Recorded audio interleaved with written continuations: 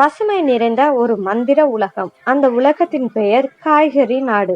அங்குள்ள வீடுகள் எல்லாம் இலைகளாலும் கொடிகளாலும் கட்டப்பட்டிருந்தன.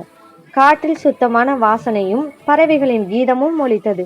இந்த நாட்டில் வாழ்ந்த காய்கறிகள் எல்லாம் பேசும், சிரிக்கும், உணர்ச்சிகள் கொண்ட காய்கறிகள். ஒரு காலை நேரம் நாட்டின் மையத்தில் உள்ள சந்தையில் கேரட் பளிச்சென்று நின்று பேச ஆரம்பித்தது. கேரட் கூறுகிறது, நான் தான் எல்லாரிலும் சிறந்த காய்கறி. கண்களுக்கு ஒளி தருவது நான். குழந்தைகள் புத்திசாலியாக இருப்பதற்கு காரணம் நான் தான் என்று கேரட் கூற, அதை கேட்ட சில காய்கறிகள் தலையாட்டினாலும் சிலருக்கு கோபம் வந்தது. சிவப்பாக மின்னிய தக்காளி குரல் உயர்த்தியது. கேரட், நீ நல்லதுதான், ஆனால் நாய் இல்லாமல் சமையல் சுவையாக இருக்காது. சூப், குழம்பு, சாஸ் எல்லாமே என்கிட்ட தான் இருக்கு. இவ்வாறு தக்காளி கேரட்டிடம் கூற சந்தையில் சலசலப்பு ஆரம்பித்தது. மண்ணில் உருண்டு வந்த உருளைக்கிழங்கு சிரித்தது. நீங்க எல்லாம் கூடுதல் சுவை மட்டும், ஆனால் பசியை அடக்குவது நான் மட்டும்தான் என்று கூறியது. ஃப்ரை மசாலா, சிப்ஸ் எல்லாம் என்னால் மட்டும்தான் கொடுக்க முடியும் என்று கர்வமாக கூறியது மற்ற காய்கறிகளிடம். அடுத்ததாக பசுமை நிறைந்த பிரக்கோலி மெதுவாக பேசியது. சண்டை வேண்டாம் நண்பர்களே, நான் உடம்புக்கு முழு பாதுகாப்பு தருகிறேன். நோய் வராம இருக்க நான் உதவுகிறேன் என்று பிரக்கோலி தன்னோட பெருமையை கூறியது. ஆனால் யாரும் அதை கேட்கவில்லை.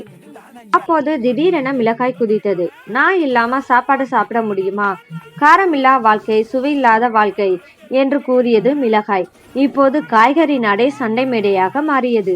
காய்கறிகள் ஒவ்வொன்றாக நான் தான் சிறந்தவன், நான் தான் முக்கியம் என்று கூச்சலிட்டன.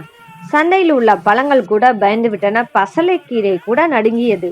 இந்த நேரத்தில் மந்திர காற்று வீசியது. மனித உலகத்திலிருந்து ஒரு அழைப்பு வந்தது. இன்று குழந்தைகளுக்கு சத்தான உணவு தேவை. காய்கறிகள் அமைதியானது. மனித உலகத்தில் ஒரு அன்பான அம்மா காய்கறிகளை வாங்கி சமையலறையில் வைத்தார். அவர் மென்மையாக பேசினார். ஒவ்வொரு காய்கறியும் முக்கியம், ஒண்ணு இல்லைன்னா உணவு முழுமையா இருக்காது என்று அம்மா கூறினார். அம்மா எல்லா காய்கறியும் சேர்த்து ஒரு பெரிய பாத்திரத்தில் போட்டு சுவையான காய்கறி கூட்டு செய்தார். அதை சாப்பிட்ட குழந்தைகள் மகிழ்ச்சியில் குதித்தார்கள்.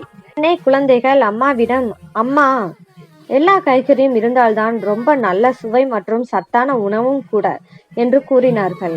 குழந்தைகள் கூறிய அந்த வார்த்தைகள் காய்கறிகளின் மனதை தொட்டது. கேரட் கூறியது, மன்னிச்சுக்கோ நண்பர்களே. தக்காளி, நாமெல்லாம் சேர்ந்துதான் வலிமை என்று கூறியது. உருளைக்கிழங்கு கூறியது, ஒற்றுமைதான் சக்தி. அன்று முதல் அனைத்து காய்கறிகளும் ஒருவரை மதித்து நட்புடனும் மகிழ்ச்சியாகவும் வாழ்ந்தனர்.